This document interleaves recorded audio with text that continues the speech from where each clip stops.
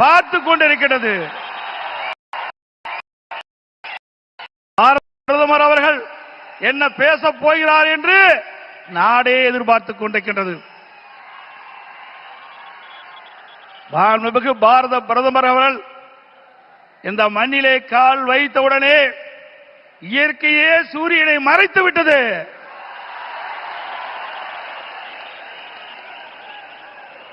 எங்கே பார்த்தாலும் மக்கள் வெள்ளம், மக்கள்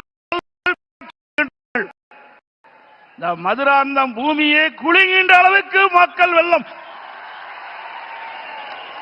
இதுவே நடைபெறுகின்ற சட்டமன்ற தேர்தலிலே வெற்றிக்கு சான்று. இந்த அற்புதமான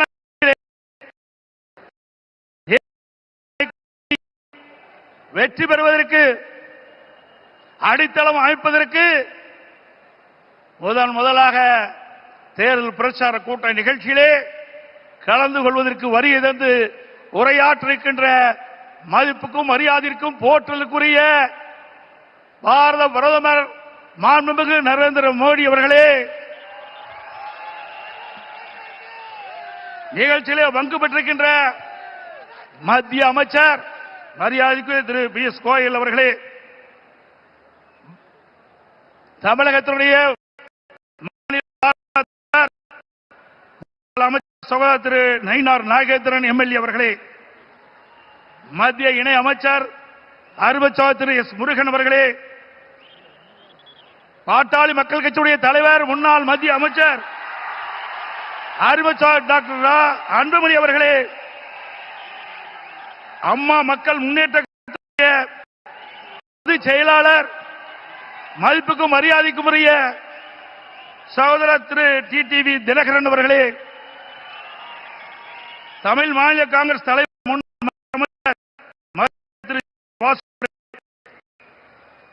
புரட்சி பாரதிய தலைவர் திரு பூவை ஜெகன்மூர்த்தி எம்எல்ஏ அவர்களே, மரியாதைக்குரிய புதிய நீதி கட்சி தலைவர் திரு ஏசி சண்முகம் அவர்களே,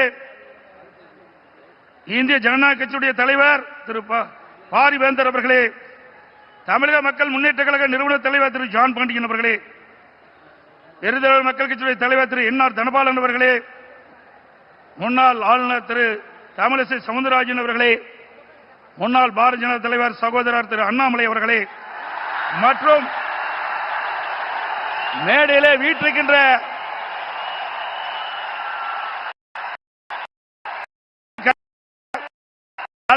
நிர்வாகிகளே, மேடையிலே வீற்றிருக்கின்ற அனைத்து இந்திய அண்ணா திராவிட முன்னேற்ற கழகத்தினுடைய தலைமை கழக நிர்வாகிகளே, மாவட்ட கழக செயலாளர்களே, நாடாளுமன்ற உறுப்பினர்களே, சட்டமன்ற உறுப்பினர்களே, வாரியத்தை சிறப்பித்துக் கொண்டிருக்கின்ற தேசிய ஜனநாயக கூட்டணியில் அங்கம் வைக்கின்ற கட்சியினுடைய தலைவர்களே, நிர்வாகிகளே, தொண்டர்களே, பெரியவர்களே, தாய்மார்களே, ஊடக நண்பர்களே, பத்திரிகை நண்பர்களே, கழக உடன்பிறப்புகளே, அத்தனை பேருக்கும் என்னுடைய முதற்கண் வணக்கத்தை உரித்தாக்குகின்றேன்.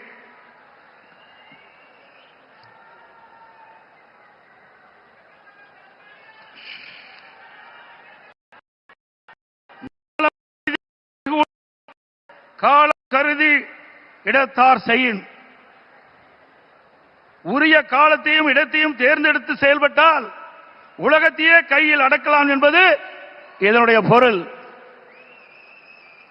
நம்மை எத்தகைய வஞ்சக நெஞ்சம் கொண்டவர்களாக இருந்தாலும் தீயவர்களாக இருந்தாலும் உரிய காலத்தில் உரிய இடத்தில் உரியவர்களோடு ஒன்றிணைந்து உறுதியாக செயல்பட்டால் வெற்றி என்பது நிச்சயம். அத்தகைய தருணம் இப்பொழுது நமக்கு கிடைத்துள்ளது. இன்றைக்கு திராவிட முன்னேற்ற கழகம் ஆட்சி பொறுப்பேற்று 4.25 ஆண்டுகள் ஆகிவிட்டன. 4.25 ஆண்டு காலத்திலே மக்களுக்கு இந்த ஆட்சி கொடுத்தது வேதனை, துன்பம். எல்லா துறைகளிலும் ஊழல், ஊழல் இல்லாத துறையே கிடையாது.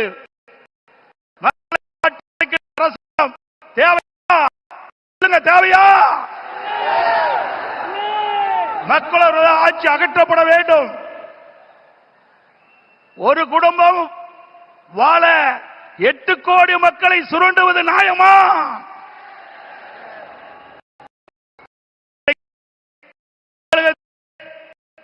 திரு கருணாநிதியுடைய குடும்பம் ஆட்சியிலே அமர்ந்து கொள்ளையடித்துக் கொண்டிருக்கின்றது. திரு கருணாநிதி அவர்கள் முதலமைச்சராக இருந்தார். அதற்கு பிறகு ஸ்டாலின் முதலமைச்சராக இருக்கிறார். ஆட்சி பொறுப்பேற்று 4.25 ஆண்டு காலத்திலே அவர் செய்த சாதனை ஒன்றே ஒன்று, ஊழல் ஊழல் ஊழல். இன்றைக்கு திரு ஸ்டாலினுடைய குடும்பம் உலக அளவிலே மிகப்பெரிய பணக்கார குடும்பமாக திகழ்ந்து கொண்டிருக்கிறது. திரு ஸ்டாலினுக்கு பிறகு உதயநிதி ஸ்டாலின் வர வேண்டும் என்று எண்ணுகின்றார். திராவிட முன்னேற்ற கழகத்தில் எத்தனையோ பேர் பார்க்கப்படுகிறோம். ஆனால் திரு கருணாநிதி குடும்பத்திலே பிறந்தவர்களுக்குத்தான் அந்த கட்சியிலும் இடம், அதிகாரத்தில் இடம். அந்த அடிப்படையிலே தான்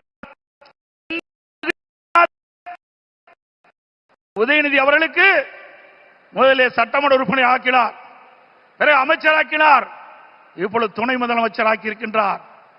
அடுத்தது எந்த காலத்துக்கும் எந்த பதவிக்கும் திரு கருணாநிதி குடும்பம் வர முடியாது. வர முடியுமா? இந்த தேர்தல் தான் திமுகவுக்கு இறுதி தேர்தல். தீய சக்தி திமுகவை வீழ்த்துவோம். புரட்சித் தலைவர் அம்மா இருவரும் தலைவர்கள் கண்ட கனவை நிறைவேற்றுவோம். நம்முடைய தேசிய ஜனநாயக கூட்டணியுடைய சக்தியால் பாரத பிரதமர் நமக்கு துணை நிற்கின்றார். இன்றைக்கு நம்முடைய இயக்கம் வலிமையான இயக்கம். நம்முடைய கூட்டணி வெற்றி கூட்டணி.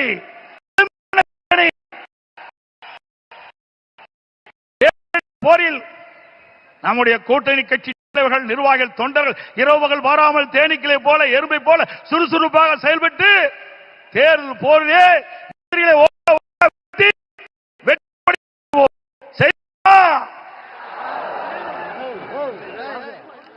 இந்த தேர்தலை பொறுத்த வரைக்கும் குடும்ப வாரிசுக்கு முற்றுப்புள்ளி வைக்கின்ற தேர்தல், குடும்ப ஆட்சிக்கு முடிவு கட்டிட்ட தேர்தல், ஊழல் நிறைந்த ஆட்சிக்கு முடிவு கட்டிட்ட தேர்தல்.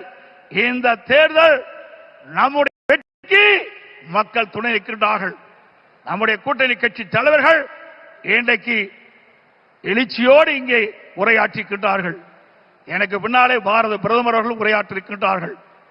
ஆக 210 இடங்களிலே வெல்லும்,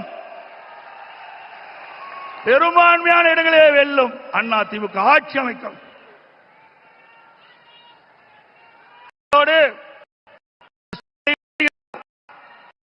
இன்றைக்கு மத்தியிலே தமிழகத்துக்கு எந்த திட்டமும் கிடைக்கவில்லை என்ற ஒரு தவறான தகவலை சொல்லிக் கொண்டிருக்கின்றார். சிந்தித்து பார்க்க வேண்டும். அனைத்து இந்திய அண்ணா திராவிட முன்னேற்ற கழக ஆட்சியிலேதான் மத்தியிலே பல திட்டங்களை நாம் பெற்றோம். நாம் கேட்ட நிதியை கொடுத்தார்கள், கேட்ட திட்டத்தை கொடுத்தார்கள். ரயில்வே கடவுளிலே உயர்மட்ட பாலம் வேண்டும் கேட்டோம். அதிகமான பாலத்தை கொடுத்தது மத்திய அரசு. அதே போல தேசிய நெடுஞ்சாலைகள், தமிழகத்தில் இருக்கின்ற போக்குவரத்து நெரிசலை குறைப்பதற்கு பல்வேறு தேசிய நெடுஞ்சாலைகளை வழங்கினார்கள். அது மட்டுமல்ல, சென்னை மாநகரத்தில் அதிகமான போக்குவரத்து நெரிசல் இருக்கின்ற காரணத்தினாலே மெட்ரோ ரயில் திட்டம் கட்டம் 2 அதற்கு அனுமதி கொடுக்கப்பட்டு சுமார் 63,000 கோடி ஒரே திட்டத்திற்கு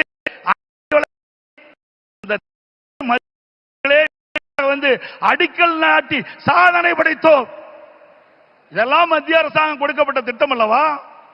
அதற்கு மேலாக காவிரி மேட்டூர் அணையிலிருந்து திறக்கப்படுகின்ற நீர் நதி, காவிரி நதியின் வழியாக கடலிலே போய் கலக்கின்றது.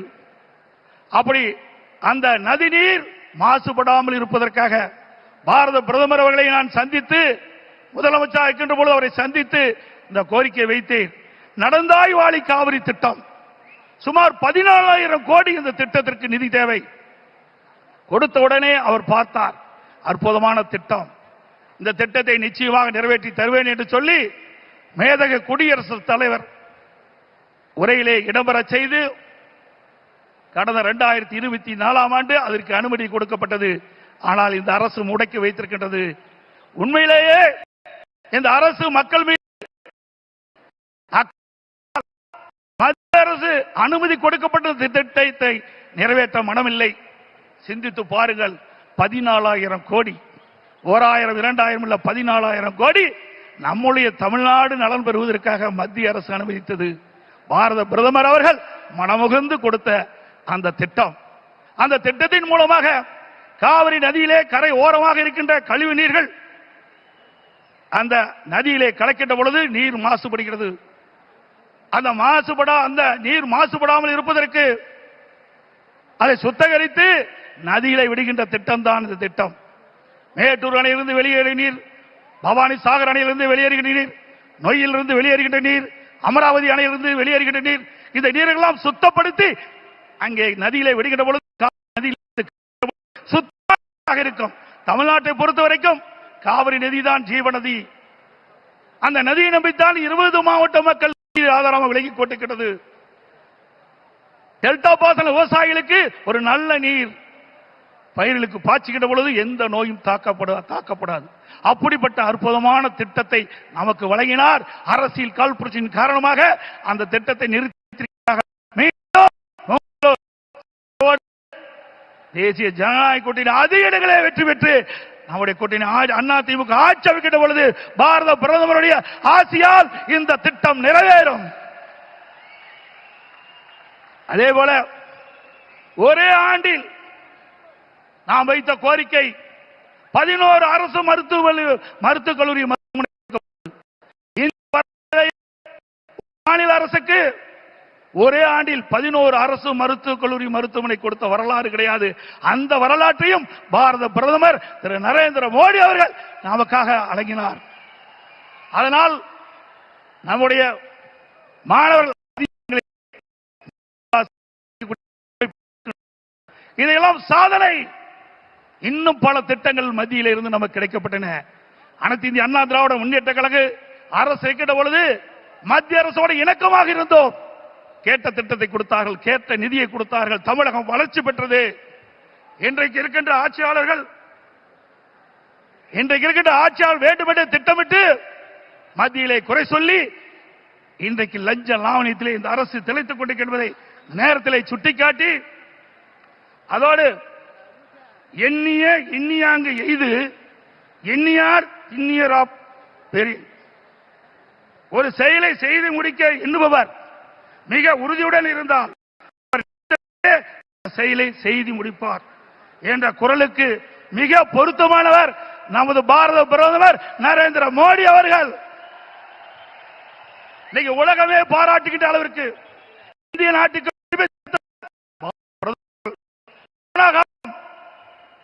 இன்னைக்கு இந்த கொரோனா காலத்திலே அந்த வைரஸ் நோயால் இன்னைக்கு வல்லரசு நாட்டில் கூட மக்களை காப்பாற்ற முடியவில்லை.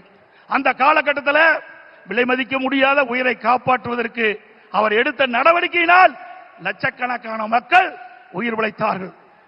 அந்த நோய் எப்படி தாக்கும், எப்படி வரும், அதற்கு என்ன சிகிச்சை அளிக்க முடியும், அதற்கு என்ன மருந்து என்று கண்டுபிடிக்க முடியாத சூழ்நிலை கூட தன்னுடைய திறமையால் ஆற்றால் அதற்கு சிகிச்சை அளிப்பதற்கு உரிய மருந்தை கண்டுபிடித்து உரிய சிகிச்சை அளித்து விலை மதிக்க முடியாத உயிர்களை காப்பாற்றிய மா மனிதர் பாரத பிரதமர் நரேந்திர மோடி அவர்கள்.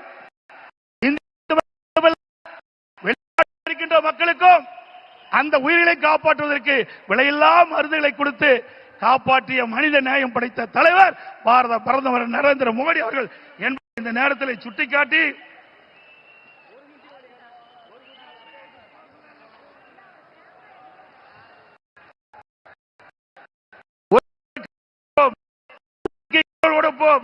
என்ற அண்ணாவின் கொள்கையை உறக்க கூறி பொன்மனச்செம்மல் புரட்சி தலைவர் மற்றும் இதயம் புரட்சி தலைவர் அம்மா வகுத்து தந்த அமைதி, வளம், வளர்ச்சி என்பதை நாங்கள் தாரக மந்திரமாக என்று கூறி எங்கள் பயணத்தில் உறுதியாக எங்களுக்கு ஆதரவு கரம் நீட்டிய பாரத பிரதமர் அவர்களுக்கும் தேசிய ஜனநாயக கூட்டணி கட்சி தலைவர்களுக்கும் தொண்டர்களுக்கும் மீண்டும் ஒருமுறை நன்றி தெரிவித்துக் கொள்கின்றேன்.